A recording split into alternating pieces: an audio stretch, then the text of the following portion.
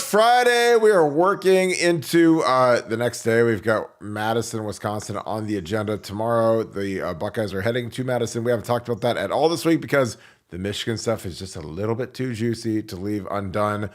More breaking stories as of literally about 40 minutes ago. ESPN had an article about a Division III football staffer paid by Colorado Stallions to go scout games. Talked about the procedures, what he was paid, the tickets, the travel, reimbursement, the whole deal. So not looking good for the old Blue Bellies. We're going to talk a little bit about how gambling led to Michigan's downfall, as well as potentially did they hack into Ohio State's film system. We're going to get into all that. But first, as always, we appreciate you guys kicking it with us, as always, on Friday night. A lot of options for you guys for entertainment. So thank you guys for tuning in. As always, keep that chat lively. Hit that like button. Also hit subscribe and hit the alert bell. If you enjoy our content, you'll get an alert about when we go live about 7:30 every single night. So we appreciate you guys as always. Comment, when does this all come down for Michigan? Again, there's a lot of speculation, death penalty all the way to no penalty. There's no way they're not going to have no penalty because this is too severe of an infraction.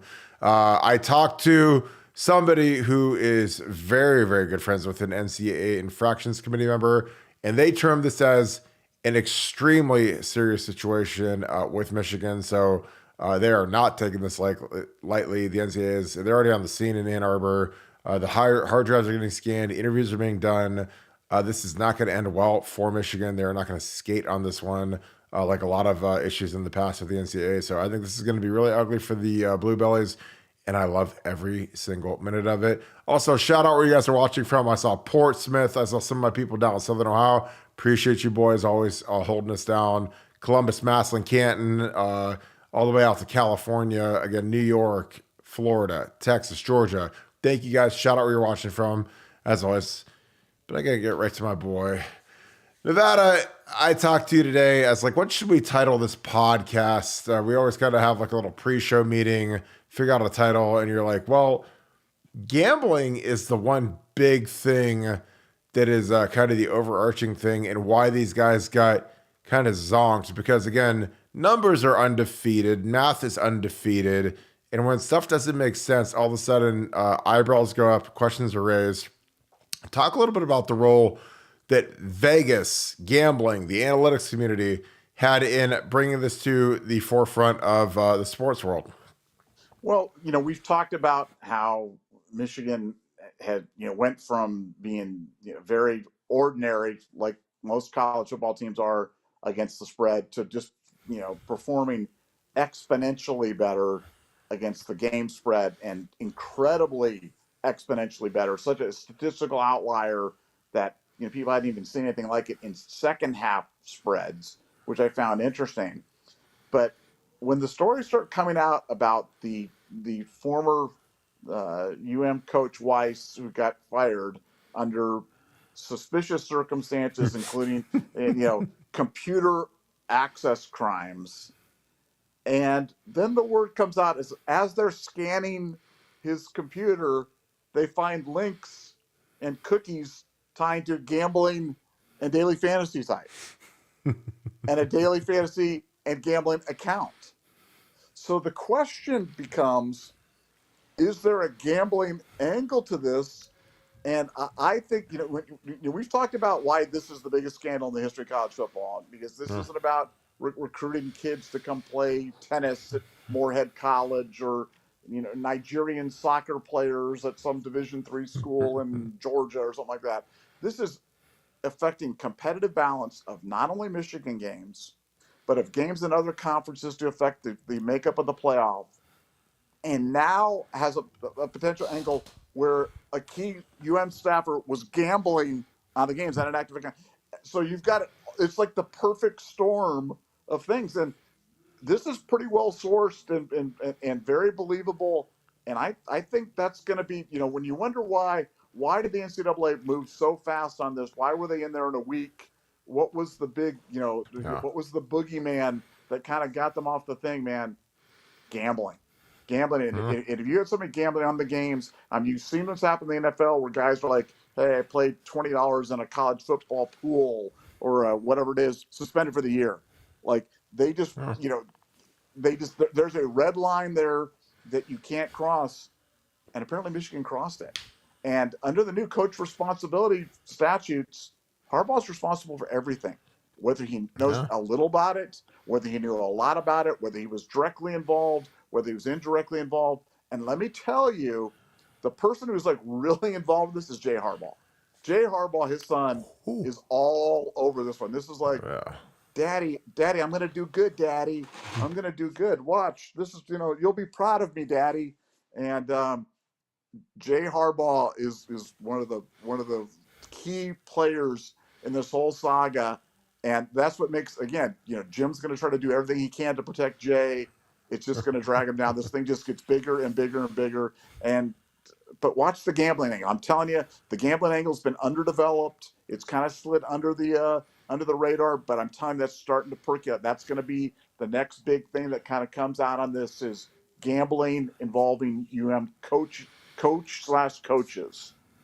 Yeah, I mean, gambling is kind of, it's never been more at the forefront because it's legal in so many places, especially sports gambling, that it never has been. But it's also kind of the boogeyman because now that it's legal everywhere, you see issues like at Iowa State where they suspend a bunch of really good players for gambling. Nick Petit-Frere, who I love to death, really smart kid, 5-game suspension from the NFL for gambling in the team facility. He did like a parlay or something dumb on baseball in the team facility, and they suspended him. If he was at his house, he'd been fine. But gambling is the great boogeyman, and I mean, a lot of these guys don't make a lot of money. I'm not talking about the coordinators or the position coaches, but you get some of these younger guys, these interns that are trying to scrape by, make a little bit of money. They're living off 35, 40, 50 grand a year.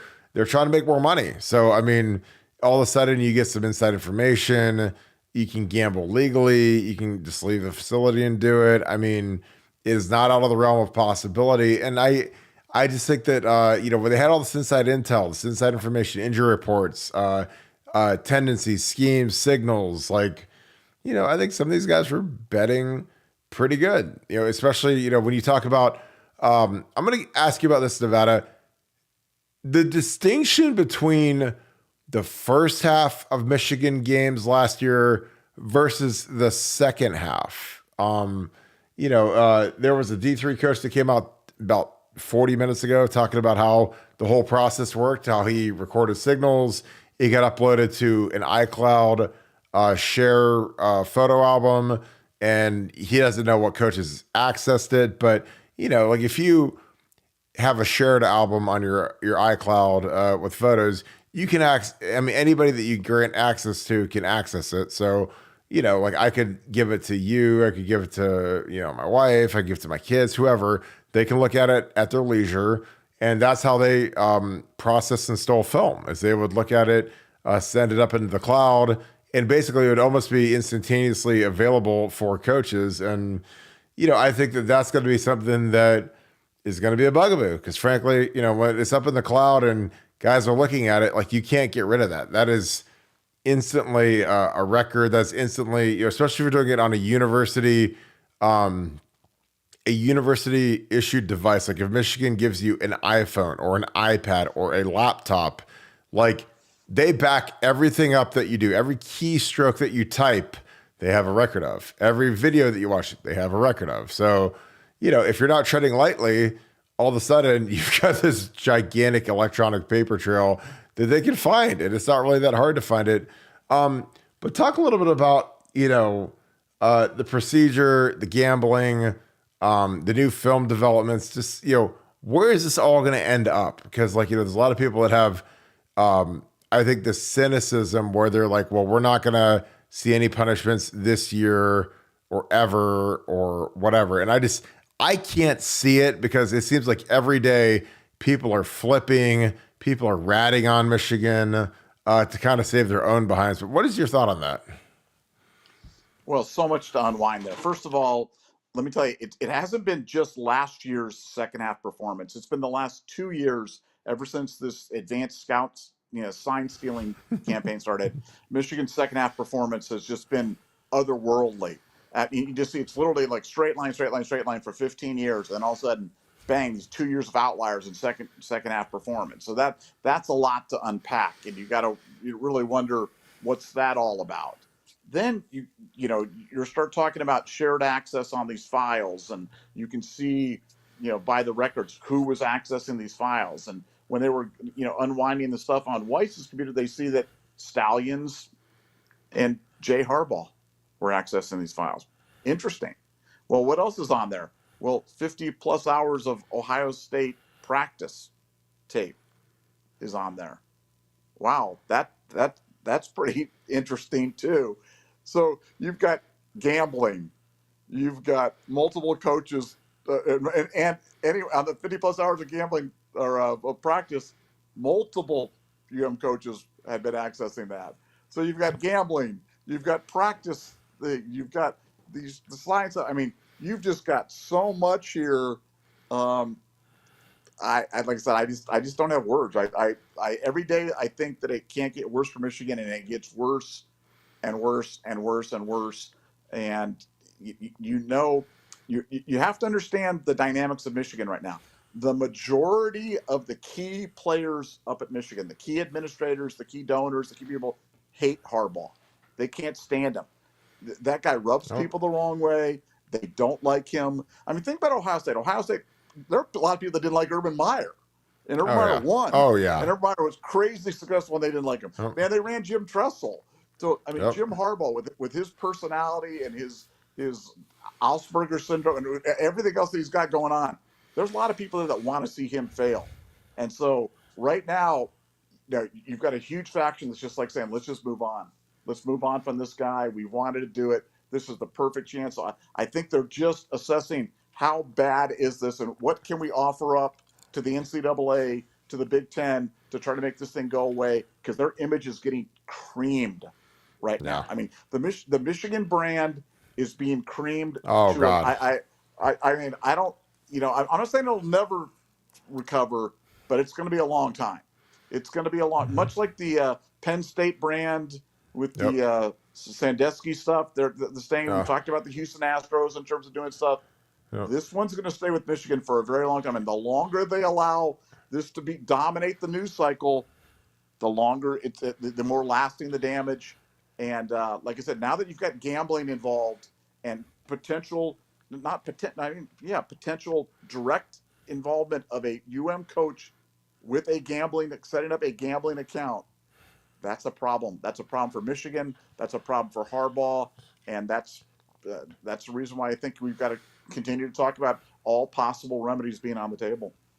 Yeah. And I think that, with these big universities, I always liken the big university to being like one of these gigantic like cruise ships. Like these cruise ships, once they're on a course and they're rolling, if someone's disruptive and they can throw them overboard, that cruise ship's going to keep on rolling. That's kind of what like Michigan is, kind of like what Ohio State is. Like if they throw Jim Tressel overboard or they throw Urban Meyer overboard, or if Michigan, cans Jim Harbaugh, that ship's going to keep rolling, and really nobody's going to miss them.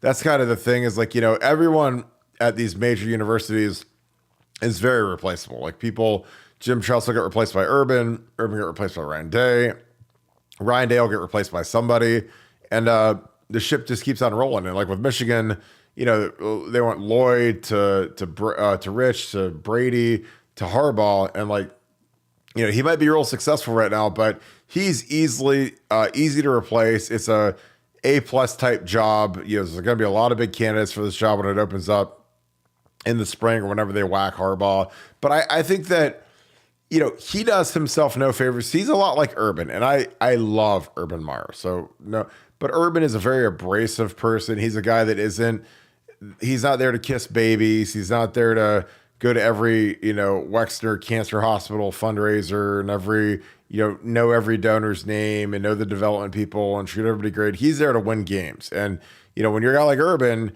you're laser focused on just beating Michigan, winning games, winning the Big Ten, winning the national championship. And all the other ancillary stuff kind of takes care of itself, as opposed to there's a lot of coaches get that spot. And they're just like, well, I have to go to this hospital opening. I have to go out to dinner with this donor. I have to go take care of this guy and treat this guy with respect. Like Urban was the opposite. He's like, he didn't care. He's supposed to win games. So, when you do that, you burn a lot of bridges. There's a lot of people that are money people that are, they feel slighted. They feel lesser than like the guy, the Jim Shoemaker or whatever his name is, the guy that allegedly ratted on Jim Harbaugh. Like he probably got stiffed by Harbaugh. Harbaugh probably didn't pay him no mind, and he's a big donor. He's a billionaire or whatever he is, and so he. When he doesn't have an ally in that guy's going to go rat and cry and whine and turn Harbaugh in for all the stuff he did. So I feel like with what Harbaugh did, it gave his enemies a lot of ammunition to get rid of him, despite the fact that they're 7-0 or 8-0 or whatever they are. I think they're 7-0.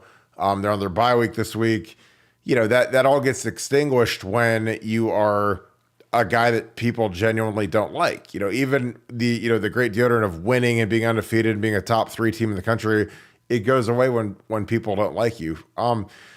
Nevada, I mean, the rumor about them accessing the practice film, that would be salacious. That would be outstanding, because that would be basically a death knell for the program. That would be grounds for terminating everything inside, anybody that had access to it. Do you think that's real? Is that just fiction? Is that just a conundrum? What are your thoughts on that? Well, the rumor is that they accessed it via the director of OSU video and scouting's login information. So it's a pretty specific rumor with names attached to it, with remote access attached to it. I mean, it's very specific. So I think there's some legs to this one, and the fact that everything that's come out so far too, it's just come out, it's been kind of a drip of things, but nothing's come out so far where you've gone, oh well, that was just factually wrong. That was just that was just incorrect. Like everything that's come out has been like, no, that was right. In fact, it was not only that, but it was worse. No, it was not only that Stallions was doing it, he was hiring people to do it. No, it wasn't just hiring people to do it. They actually worked for Michigan. They were interns and other D3 guys. I mean, it just keeps getting worse and worse and worse. So while you don't know with 100%, we don't know, in the fog of war, you're never sure 100% of the rumors, but there's a name attached to it. So given that set of facts and given everything else, the totality of that, yeah, I think that's probably pretty well sourced and pretty well documented, and I think that's going to turn out to be something that happened and is a bad fact for Michigan. Yeah, and you have to understand, for people that don't know the dynamics of a college football coaching staff, you've got your 10 countable coaches. That's like your Ryan Day, your O coordinator, your D coordinator, your O-line coach, tight ends coach, running backs coach, receiver coach, D-line, linebackers, DBs, or as we do safeties and corners. But under that is a whole rung of about 30 or 40 guys that are either graduate assistants, quality control coaches, analysts, interns, video interns. Those guys don't make any money outside of Joe Philbin, who's making like $250. Most of those guys are making 50 or 35 grand or whatever. So they're always trying to figure out a way to climb up the ladder, climb up the rungs of the profession. And, again, like if a guy from, the video department is making 25 or 30 grand a year, and all of a sudden someone offers them, money to produce a password or whatever, like, I think that's something that, I think people would consider. Like, I mean, again, these guys are they're destitute, they're poor, they're trying to gain favor, curry favor, figure out who's the next guy who's going to be the next hot, head coaching guy that could potentially put him on as a staff member or a head video guy or an operations guy that's going to make real money. So there's always guys trying to figure out who's hot, who's going to pop and get that next job. So, does that surprise me? Not really. I mean, when you've got guys that are, these staffs, you have to understand, they swap out about half the coaching staff like every year. And when you think of a coaching staff, most of you guys, you think of the top 10 coaches. You think of Larry Johnson and Jim Knowles and Tim Moulton and Barry Eliano and Justin Fry and Kevin Wilson or whoever. But all the underlings are usually on the move. They're usually trying to get a position coaching job at Akron or Kent State or Texas State, wherever, Texas A&M, be a QC somewhere. If you're an intern, you try to become a graduate assistant somewhere. You try to move up the totem pole, and there's a lot of cross-pollination of film, of strategy, of what teams are doing.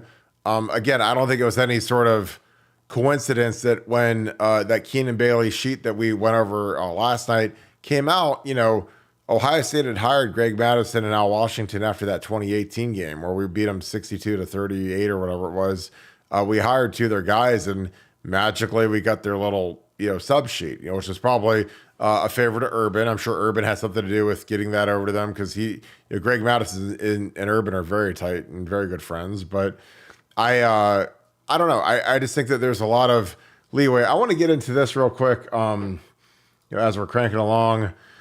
This is the ESPN article. This literally was published at 6:53.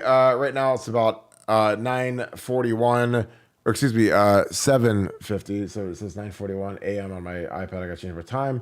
But anyways, we've got this breakdown of a division. This is how it works. So a Division III coach comes through, says he was hired to record future Big Ten foes. Dan Murphy's article talks a little bit about he doesn't want his name published or whatever because he's want to earn his career. But go to the games, make a couple hundred. You'd make $200-300 a game. Steal as much as you can, and then he would upload everything to an iCloud drive, which is interesting because as he's like at the very top of this article says the source spoke to ESPN Friday and said he attended the Rutgers and Penn State games. Videoed the signals. He attended every game. He filled the drive from his seat. About if you read this paragraph, he's really in depth with what they were doing. Try to film wide enough to get the sideline, the signals, and then get the on-field formation. And you do that so that you can splice the all-22 tape with this little handheld thing, so then you can pick the signals a little bit easier. But again, this isn't conjecture. This is a very sophisticated. Yet ham-handed operation where these guys are paying with their personal Venmos and credit cards and whatever. But Nevada, when you read this, is this the the nail in the coffin? Because when I read this, this is not like some accidental. Maybe we found the signals. This is like, no, we're paying this guy $1,000 to cover 3 games and get this film and do what you got to do. And again, the thing about it is that stood out to me is that he talks about how he went to the Penn State UMass game. UMass is terrible. Penn State was destroying them. And he says right here, I only did a half of the game at the very top because it was pouring rain. They're playing UMass and it didn't pay well enough. So yeah, I'm not sitting here. So again, when you don't pay these guys, all of a sudden they don't have incentive to stay quiet. They don't have incentive to not rat. And this is kind of what happens. But your thoughts on this, Nevada? Well, I thought that, and I thought there was a video that you posted of Stallion standing behind the defensive coordinator, and you see him reading the sign, and then yelling out the whatever the play or the formation was to him, and then the DC calling out his defense, and I just love how they're trying to paint the Stallions guy as this lone wolf, this kind of crazy Ted Kaczynski type. Lunatic who just kind of was low level, had nothing to do with it. Man, this guy he was the key guy for the Michigan, man. He was right there on the sideline, right there on their shoulders, calling it all out. He even had his own little assistant. You see, it's like Stallions and another guy who's out there. So it's like he had an assistant to his thing. He was an assistant to the assistant regional manager, and this other guy was assistant to assistant regional. He was the Dwight Schrute Jr., and he's out there calling them out to the DC, calling them out to Harbaugh, making these suggestions. So, this is bad. Look, there's so many just smoking guns, to unwind on this. We had talked about this a few days ago. We said the next shoe to drop was going to be the filmers were going to start coming out. Yep. This is just the first of many. It's going to be 10 of these. You're going to read 10 of these stories. And some of them will have names. They won't all stay anonymous. Some will be named, but again, when you read the stuff, you can tell it's authentic. You're reading the goods, the level of detail, the information on it. It's not made up. It's not pretend. Just because it's anonymous doesn't mean it's pretend. It just means you're protecting a source. But it's bad. It's all bad for Michigan, and it's not going to get any better. And the worst is yet to come. Yeah, I totally agree. I think that this is going to be a pattern where it's kind of like, Tiger Woods when he got busted and all of a sudden, like, 25 mistresses came out. They're okay, and Us Weekly and the Inquirer. They're all coming out of the woodwork and singing like canaries. And that's how these stringers are going to be. They're going to have 35, 40 coaches that are, again, the main reason they're doing this is to try to gain favor with Michigan and their coaching staff, so that when some of these guys go become head coaches, maybe they'll put them on. Maybe they'll put them on as a higher level coach. Maybe they'll put them on as an assistant coach or eventually a coordinator. Like, I mean, you're trying to do anything you can to get your foot in the door and not be a D3 football coach anymore. Because again, the guy that was interviewing the ESPN article is a D3 coach. So he's probably making 15, 20 grand a year. He wants to do this for life. He's got his wife and kids, and his wife's probably like, dude, are you gonna start making some money, or are you gonna just keep being a D3 coach, whatever? And Michigan, I'm doing all this stuff for Michigan, and they're gonna, eventually put us on. And if not, one of these coordinators will get a job, and they might hire me, and I'm doing all this good favor. And again, it ends up getting them, snatched basically. It gets them busted, and that's the crazy thing about it is, like, in that profession, you got to do something to stand out. You got to do something to prove your worth. And this was kind of like a low hanging fruit for these guys. And okay, yeah, I'll go film these signals and I'll break down the film and I'll tell you what they're doing. And then, maybe, in the long term, you'll take care of me. So, well, we'll wrap this thing up. Nevada, final thoughts on this week. Again, we got Wisconsin tomorrow. A lot of Wisconsin stuff is going to come out in the morning, where I'll do a little bit of film breakdowns and that type of thing. But your thoughts on where we are with the scandal and how much deeper is it going to get? Oh, it's going to get deeper. It's like unwrapping or undoing an onion. It's just one layer at a time. It's just getting worse. It's getting closer and closer to, once the Jay Harbaugh thing comes, then it's like, that now you're one step away, from Jim Harbaugh. But again, I just want to leave with one note. It doesn't matter if he knew. I've said this a million times. No. It doesn't matter under the new coach responsibility rules that are enacted. He is responsible 100%, whether he knew, whether he didn't know, whether he should have known, whether he could have known, whether it was impossible. No, it's irrelevant. He's culpable. So he's going down. I agree. I mean, I think it's just one of those deals where it's like, if you're like a Walmart and they've got a sweatshop that's making their clothes, like, Walmart is culpable from from the soil to the grave. And that's kind of what it is. It's like, this is like where, when you're Jim Harbaugh, you can't say, I see nothing, I hear nothing. If someone's under your umbrella, you're responsible for who you have. Saw super chat here. Coach Rip and Roy, we kind of did this the other day. Has anyone done a video breakdown of the OSU Scum games for the past 2 seasons to really highlight the competitive advantage of this type of cheating? The main play that was shown was the one where they did a look back down in the red zone in the first quarter, the first drive, and Ohio State actually scored on the play. But they had a good coverage there, so Semeka beat it. He was double covered, middle of the field. And again, I think with some of the longer pass plays, they might not be able to pick off the route concepts, but they can distinguish that it is a pass, and that changes everything. So, but I think that's a great idea for content for maybe Sunday or maybe next week. So again, everything is kind of cranking along. So we're going to wrap this thing up. We appreciate you guys on a Friday, kicking it with us as always. Again, this thing is nonstop. We got to beat them Badgers tomorrow, though. The boys are in Madison. They're ready to rock. It's going to be a big game for them. But we appreciate you guys as always. Thank you so much. If you enjoyed this content, please leave us a like, click subscribe. Also, click that little alert bell. Thank you for all of our regulars that are in here. I see a lot of you guys. I appreciate you guys. I saw my Portsmouth boys in here, my Southern Ohio boys. So thank you guys for holding it down on Friday night. I know a lot of you guys are at football games right now. So thank you so much for enjoying this content. As always, give me your verdicts on the score. Put your scores down in the comments today. And also, let me know where you're watching from, because, again, I love when you guys shout out where you're watching from. That being said, thank you so much, Buckeye Nation. Thank you, Skip Family. I'm going to talk to you guys tomorrow. Go Bucks.